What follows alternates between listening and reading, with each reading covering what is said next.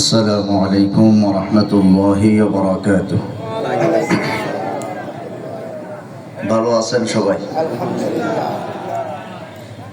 গ্রাম্য ভাষায় একটা কথা আছে, ঢেকি স্বর্গে গেলেও দান বাঁধে, আছে না? ঢেকি ওর কাজ কি? দান বানানো। তো ও যদি স্বর্গেও যায়, কাজ হলো দান বানানো।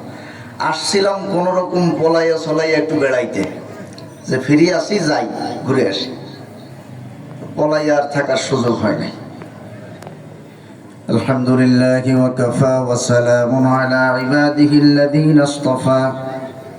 أما بعد فأعوذ بالله من الشيطان الرجيم. بسم الله الرحمن الرحيم. وقالوا كونوا هودا أو نصارى تهتدوا قل بل ملة إبراهيم حنيفا وما كان من المشركين. صدق الله العظيم. নামাজে যে দরুদ আমরা পড়ি, সেই দরুদ একবার পড়ুন। আল্লাহুম্মা সাল্লি আলা মুহাম্মাদিন ওয়া আলা আলি মুহাম্মাদ কামা সাল্লাইতা আলা ইব্রাহিম ওয়া আলা আলি ইব্রাহিম ইন্নাকা হামিদুম মাজিদ। আল্লাহুম্মা বারিক আলা মুহাম্মাদিন ওয়া আলা আলি মুহাম্মাদ কামা বারাকতা আলা ইব্রাহিম ওয়া আলা আলি ইব্রাহিম ইন্নাকা হামিদুম মাজিদ। যেহেতু মেহমান আসা পর্যন্ত সামান্য সময় কথা বলতে হবে, এই জন্য আমি আর কোনো ভূমিকা নিচ্ছি না, কারো নাম ধরে অ্যাড্রেস করতে গিয়ে সময় নষ্ট করতেছি না। সূরাতুল বাকারা। ইকো কমান ভাই, ইকো কেরাতের সময় ইকো দরকার হয়, মাহফিলে ইকো লাগে না। এই আয়াতের মধ্যে আল্লাহ পাক বলছেন, এই পৃথিবীর ইহুদি এবং খ্রিস্টানেরা মানুষদেরকে বলে ক্বালু কুনু হুদান আও নাসারা। ইহুদিরা বলে মানুষদেরকে যে তোমরা ইহুদি হও, আর খ্রিস্টানেরা বলে তোমরা খ্রিস্টান হও। আল্লাহ তাআলা বলেন কুল বাল মিল্লাতা ইব্রাহিম হানিফা, বরং তোমরা ইব্রাহিমের মতো একনিষ্ঠভাবে মুসলিম হও। দেখুন, ইব্রাহিম আলাইহিস সালাম এটি শুধু একটি নাম নয়, এটি একটি ইতিহাস, একটি চ্যালেঞ্জ। হযরত ইব্রাহিম আলাইহিস সালামের ব্যাপারে আল্লাহ পাক কোরআনে বলছেন, ইন্না ইব্রাহিমা কানা উম্মাতান কানিতান লিল্লাহি হানিফা। ইন্না ইব্রাহিমা কানা উম্মাতান, ইব্রাহিম হলো এমন একজন ব্যক্তি যিনি একাই একটা উম্মতের সমান, একটা জাতির সমান। সুবহানাল্লাহ, সুবহানাল্লাহ। এত আস্তে কইলেন নাকি? ইব্রাহিম আলাইহিস সালামের সাথে আপনাদের জমি জমা নিয়ে দ্বন্দ্ব আছে। ইব্রাহিম আলাইহিস সালামের একটা আলাদা পরিচয় আছে না? কি পরিচয় বলেন তো? মাশাআল্লাহ, মুসলিম জাতির পিতা, মুসলমানদের জাতির পিতা ইব্রাহিম আলাইহিস সালাম ছাড়া আর কেউ কিয়ামত পর্যন্ত হওয়ার সুযোগ নাই। কারণ আল্লাহ পাক এটা সিল মেরে দিয়েছেন, মিল্লাতা আবিকুম ইব্রাহিম হুয়া সাম্মাকুমুল মুসলিমিন। সূরা হজ একেবারে শেষের দিকে সিল মেরে দিয়েছেন। সুতরাং এই জায়গায় কারোর হাত দেওয়ার সুযোগ নেই, কারণ এখানে আল্লাহ পাক স্থায়ীভাবে একটা সিল দিয়েছেন। আমরা দেখেছি ইতিপূর্বে যারা নতুন জাতির পিতা চাপাইয়া দিতে চাইছিল, মোড়ে মোড়ে মাঠে ঘাটে যেখানে সেখানে একটা বানাই টানাইয়া মোটামুটি ভাবছিল যে সব জায়গায় যদি এভাবে স্থাপন করে দেয় তাহলে এক সময় মানতে বাধ্য হবে। কিন্তু কালের পরিক্রমায়, সময়ের পরিবর্তনে মুসলিম জাতি সুযোগ বুঝে সেই চাপায়া দেওয়া জাতির পিতাকে জুতা পিটা করেছে। সুতরাং এইটা আল্লাহ পাকের নির্ধারিত, এই নির্ধারিত জায়গায় হাত দেওয়া যাবে না, এত বড় দুঃসাহস দেখানো যাবে না। আল্লাহ রাব্বুল আলামিন ইব্রাহিম আলাইহিস সালামকে কেন একটা জাতির সাথে তুলনা করলেন? যে আমার ইব্রাহিম একাই একটা জাতির সমান। খুব ভালো করে মাথা কাটান। ইব্রাহিম আলাইহিস সালামের জন্ম যেই সমাজে হলো, একেবারে নমরুদের সেই ইতিহাস আপনারা জীবনে ওয়াজে অনেক শুনেছেন। ওই সময় ইব্রাহিম আলাইহিস সালাম একাই মাত্র শিরকের বিরুদ্ধে, আর গোটা দেশটা, গোটা জনপদ তখন শিরকের পক্ষে। আপনারা একটা দেশের কথা বাদ দেন, শুধু আইজগাতি ইউনিয়নটা যদি সব শিরকের পক্ষে হয়, তার মধ্যে এমন কোন মুসলমান আছেন তিনি শিরকের বিরুদ্ধে দাঁড়াইয়া পুরো ইউনিয়নের বিরুদ্ধে কথা বলবেন, এমন কেউ আছে নাকি? অথচ পুরো একটা দেশের এরিয়া ধরে সব পূজার মধ্যে লিপ্ত, সব শিরকের মধ্যে নিমজ্জিত ইব্রাহিম আলাইহিস সালাম একাই সেই শিরকের বিরুদ্ধে কথা বললেন। যেখানে কথা বলতে গেলে একটা জাতির দরকার, একটা বিশাল টিম দরকার, সেই পুরো একটা টিম, পুরো একটা জাতির ভূমিকা তিনি একাই নিলেন। সুবহানাল্লাহ। এজন্য আল্লাহ পাক কোরআনে বলছেন, ইন্না ইব্রাহিম কানা উম্মাহ, আমার ইব্রাহিম একজন ব্যক্তি নয়, তিনি পুরো একটা উম্মত, একটা জাতির সমান, একটা জাতির সমান। সেই ইব্রাহিম আলাইহিস সালামের মতো ন্যায়ের পক্ষে আল্লাহ দৃঢ় থাকতে বললেন, ইহুদি খ্রিস্টানদের নীতিতে যাইতে নিষেধ করলেন। কিন্তু ইহুদি খ্রিস্টানদের আহ্বান কি? কুনু হুদান আও নাসারা, হয় তোমরা ইহুদি হও নয় খ্রিস্টান হও, তাহতাদু, তাইলেই তোমরা লাভবান হবা। এইটাই সোজা কাজ। এই পথে থাকলে তোমরা নিরিবিলি থাকবা, নিরাপদ থাকবা। প্রিয় ভাই সব, আমরা যারা নামাজ আদায় করি, প্রত্যেক রাকাত নামাজে আমরা যারা নামাজ আদায় করি, বললাম কেন? কারণ আমরা এমন সৌভাগ্যবান মুসলমান যে শতকরা 5% মুসলমান নিয়মিত নামাজ পড়ে, বাকি কিছু পার্সেন্ট সাপ্তাহিকভাবে পড়ে। এইরকম মুসলমান শুধুমাত্র আইজগাতিতে নাই, বাকি সব জায়গায় আছে। আইজগাতি না, শ্রীফলতলায়ও কিন্তু নাই। যেহেতু শ্রীফলতলার লোকজন আছে, তো ওনাদের কথা না বললে চলে যাবে এনে বাড়ি। তো যাই হোক, এই যে বিষয়টি যে আল্লাহ পাক বললেন যে তারা তোমাদেরকে ইহুদি বানাতে চায়, খ্রিস্টান বানাতে চায়। আমরা কিন্তু প্রত্যেক রাকাত নামাজে সূরা ফাতিহা যে পড়ি, সেখানে আমরা একটা আয়াত পড়ি, গায়রিল মাগদুবি আলাইহিম ওয়ালাদ-দাল্লিন। আপনাদের এলাকায় সূরা ফাতিহা এই আয়াতটা আছে নাকি? আছে। আমি ভাবছিলাম শুধু আমাদের গ্রামে আছে, তাহলে তো সব জায়গায় আছে।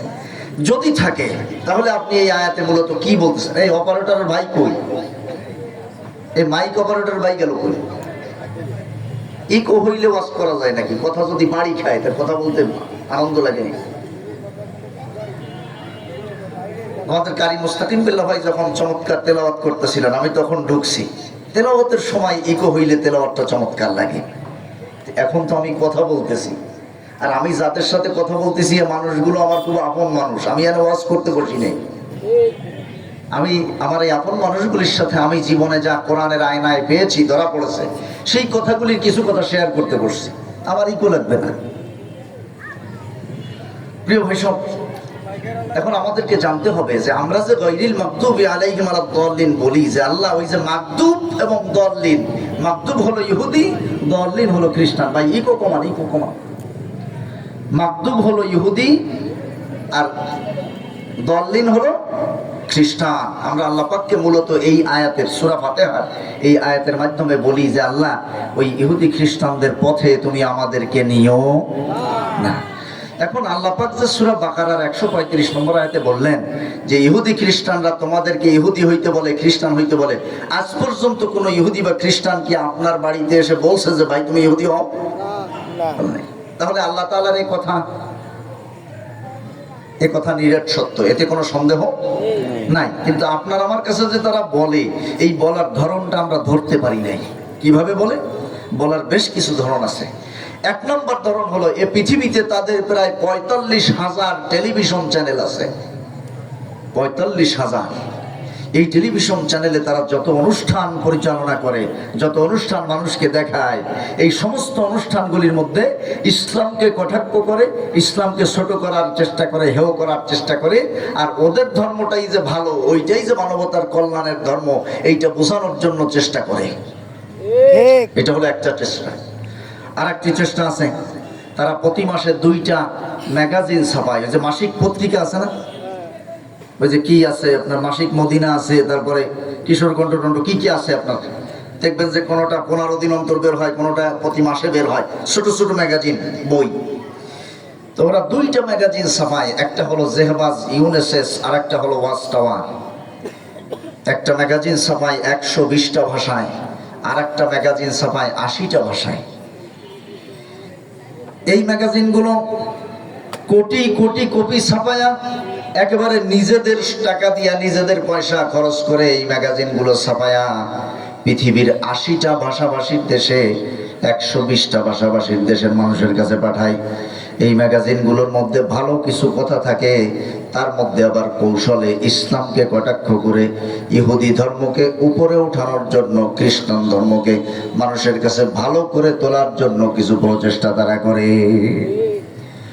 এই পৃথিবীর ইহুদি খ্রিস্টানদের একটা নিয়ম আছে, কঠিন নিয়ম। একজন ইহুদি একজন খ্রিস্টান সে পৃথিবীর যেখানেই বসবাস করুক না কেন, তার কামাই রোজগারে সে যা ইনকাম করবে তার 5% তার ধর্মীয় কল্যাণ ফান্ডে জমা দিতে হবে। আমরা মুসলমানরা দেই, আমার ইনকামের 5% কি আমি আমার ধর্মীয় কাজে দেই না। বরঞ্চ কি করি, ধর্মীয় কোনো আচার অনুষ্ঠান যদি আয়োজন করা হয়, পয়সা চাইতে গেলে আমরা বেশি কথা তো কিছু কই, এরপরে টাকা দেওয়ার সময় দেখি পকেট থেকে খুঁজে দেখি যে কোন টাকাটা আইসিইউতে অসুস্থ অবস্থায় আছে, মানে এই টাকাটা 2-4 দিন আমার হাতে থাকলে মারা যাবে, ছিঁড়ে যাবে, তো যেহেতু আইসিইউতে আছে ওরে এই ধর্মীয় কাজে দিয়ে দেই। এটা কি ইসলাম ধর্ম প্রচারের চেষ্টা হলো? না। আল্লাহ পাক বলছেন আনফিকু মিন তাইয়্যিবাতি মা কাসাবতুম ওয়া মিম্মা আখরাজনা লাকুম মিনাল আরদ লাস্তুম বিআখিদিহি ইল্লা আন তুমিদু ফি। আল্লাহ তাআলা বললেন যে যা তোমারে দিলে তুমি নিবা না, তা তুমি আমারে দিও না। আপনি যে আরে মদা 5 টাকার নোটটা দিলেন, ওই 5 টাকা যদি আপনারে কেউ দিত তাহলে তো মারামারি বেঁধে যেত। আল্লাহ তাআলা বললেন যে যা তোমারে দিলে তুমি নিবা না, তা তুমি আমাকে দিও না। ভালোটা দাও, পছন্দনীয়টা দাও, যেটা দিতে গেলে তোমার মায়া লাগে। আল্লাহ পাক বলছেন লান তানালুল বিররা হাত্তা তুনফিকু মিম্মা তুহিব্বুন। ততক্ষণ পর্যন্ত দান করে তুমি আল্লাহর সন্তুষ্টি পাবে না যতক্ষণ পর্যন্ত তুমি তোমার কলিজায় লাগে, কলিজার সাথে ভালোবাসা জড়ানো আছে এমন দরদ মাখা জিনিসটাকে তুমি যতক্ষণ দান না করবা, ততক্ষণ তোমার এই দান আল্লাহর কাছে পছন্দনীয় হবে না।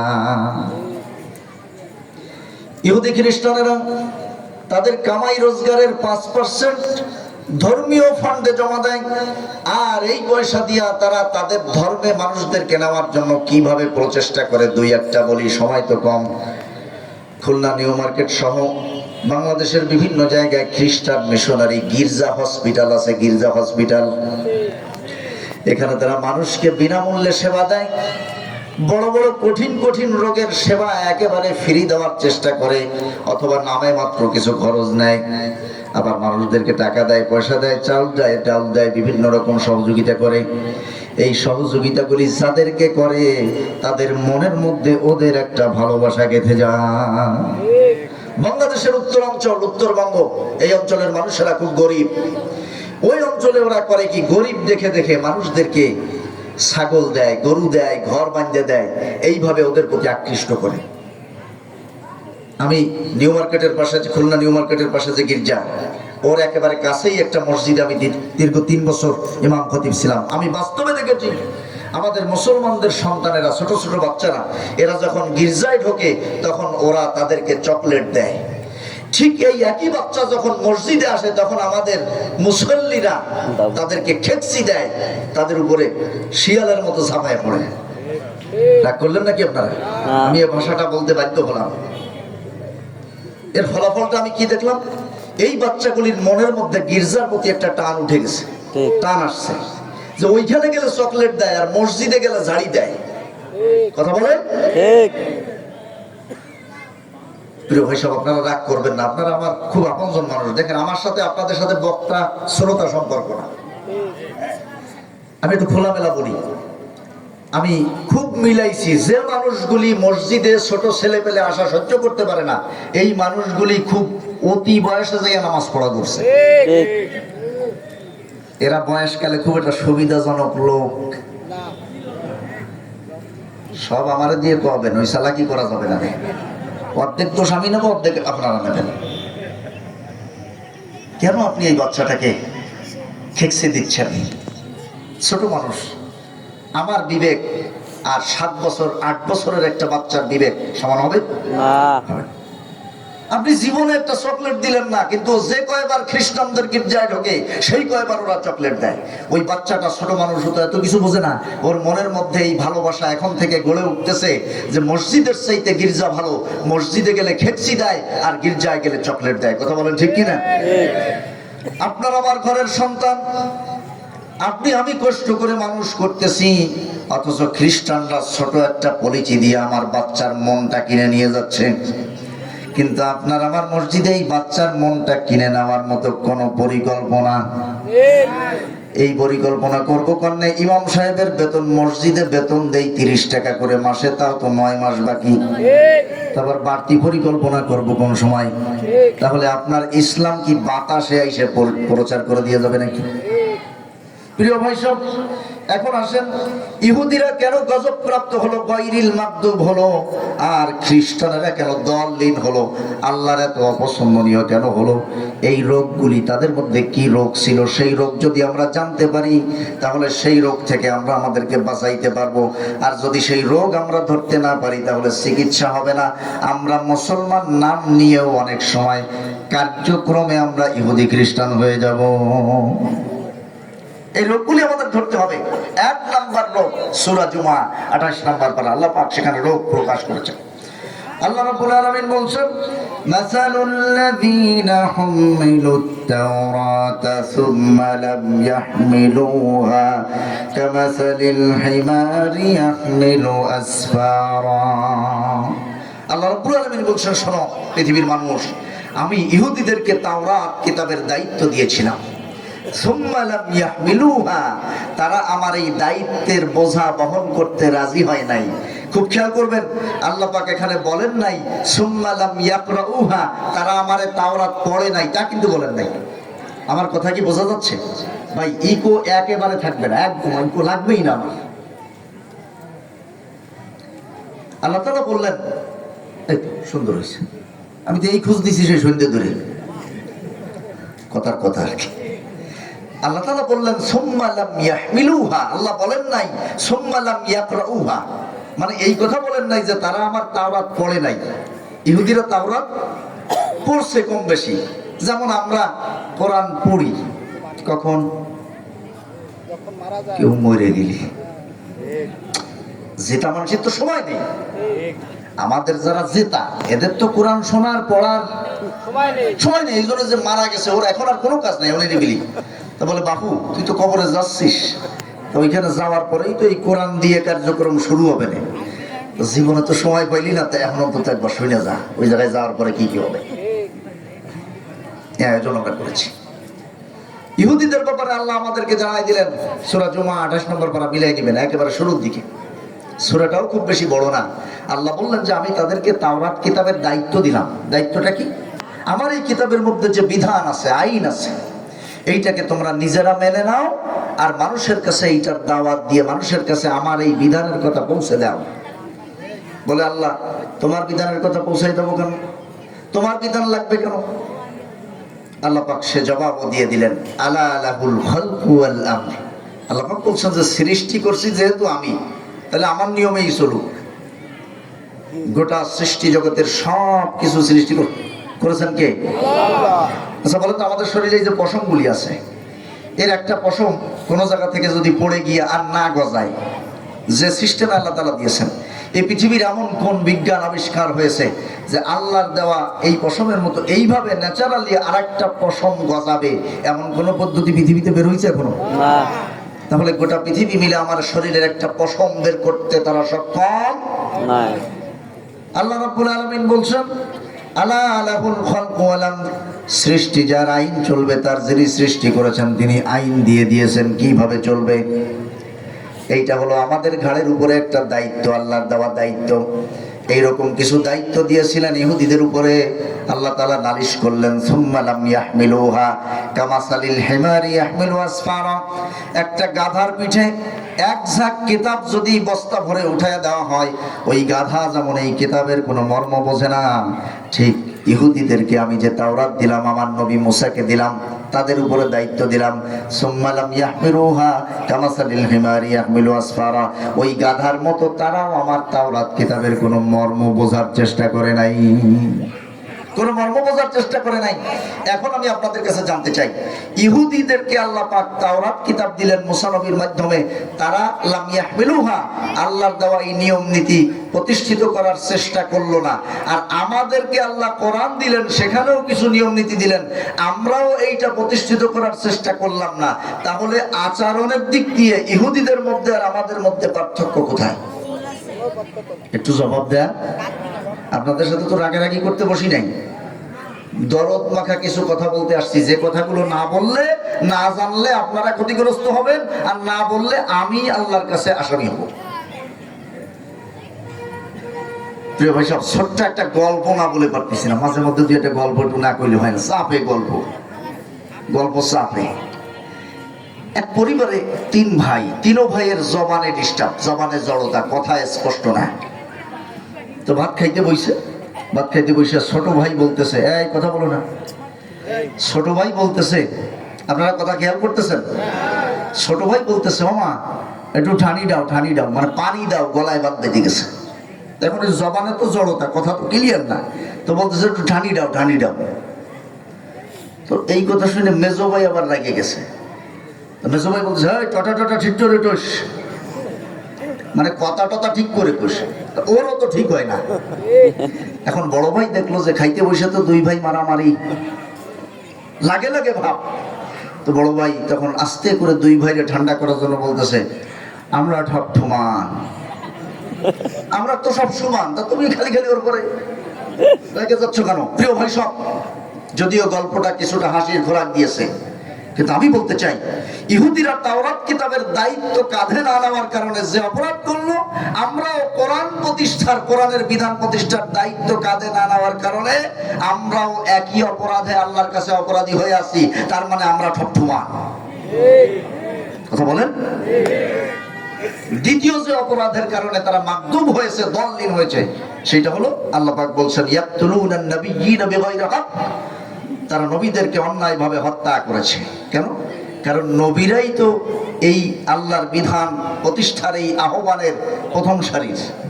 নবীদের আহ্বানে সাড়া দিয়ে কিছু মানুষেরা এই কাতারে সামিল হয়েছে, এই কাফেলায় সামিল হয়েছে, তারাও এই কিতাবের বিধান প্রতিষ্ঠা করার চেষ্টা করেছে। এই জন্য ওদের পরিকল্পনা ছিল, যেহেতু এই কাজটা শুরু করেছে নবী রাসূলরা, তো নবী রাসূলদেরকে হত্যা করলে এই কাজের গোড়া মাইরে দিলে আগার দিকে আর কিছু খুঁজে পাওয়া যাবে না, থাকবে না। যে একটু আগে মেজবা ভাই বললেন যে ইউরিদুনা লিইউতফিউ নূরাল্লাহ, মুখের ফু দিয়া আল্লাহর বিধান নিভাইয়া দিতে চায়। আল্লাহ বললেন, আল্লাহু মুতিম্মু নূরিহি, আল্লাহ এটা পরিপূর্ণ করবেন। তো এরকম এই পরিকল্পনার জন্য তারা নবীদেরকে হত্যা করলো।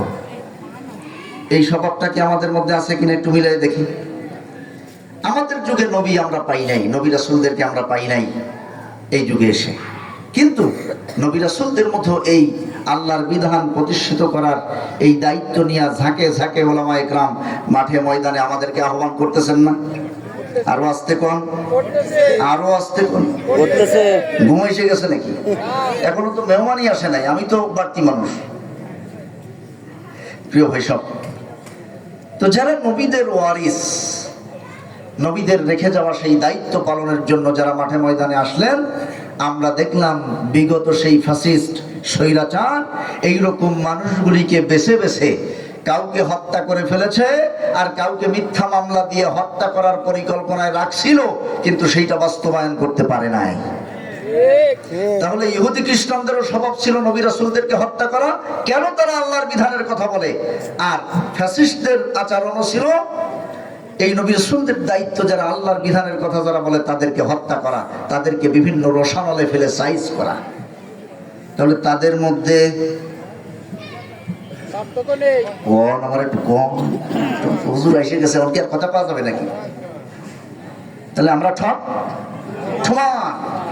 আমি আপনাদেরকে আর কথা বাড়াতে চাচ্ছি না, যেহেতু মেহমান চলে আসছেন, অনেক দূর থেকে আসছেন উনি, প্রায় বাংলাদেশের আর এক প্রান্ত, শেষ সীমানা বলা যায়, বেশি দূর না ওখান থেকে বর্ডার। তো এত দূর থেকে মেহমান আসছেন, তাকে বসায় রেখে এক মিনিটও কথা বলতে চাই না। তবে আমি আপনাদেরকে ছোট্ট দুটি কথা, আমার এই আলোচনার সার কথা বলে শেষ করতে চাই। আমরা নামাজে যে গায়রিল মাগদুবি আলাইহিম ওয়ালাদ-দাল্লিন বলি, আমরা যেন আমাদের বাস্তব জীবনে কোরআনের বিধান প্রতিষ্ঠার এই দায়িত্ব থেকে নিজেদেরকে সরায় রেখে আমরা যেন সব সমান না হয়ে যাই। আল্লাহ তাআলা যেন ওই গায়রিল মাগদুবি আলাইহিম ওয়ালাদ-দাল্লিন ইহুদি এবং খ্রিস্টানদের ওই পদ্ধতি, যে পদ্ধতির মধ্যে আল্লাহর বিধান প্রতিষ্ঠার কার্যক্রম ছিল না, ওই পদ্ধতি থেকে আল্লাহ তাআলা আমাদের সবাইকে হেফাজত করুন, আমাদেরকে সাচ্চা মুমিন হয়ে জান্নাতি মানুষ হয়ে আল্লাহর কাছে হাজির হওয়ার তৌফিক দান করুন। আমিন। আমা তৌফিক ইল্লা বিল্লাহ। আসসালামু আলাইকুম ওয়া রাহমাতুল্লাহি ওয়া বারাকাতুহু।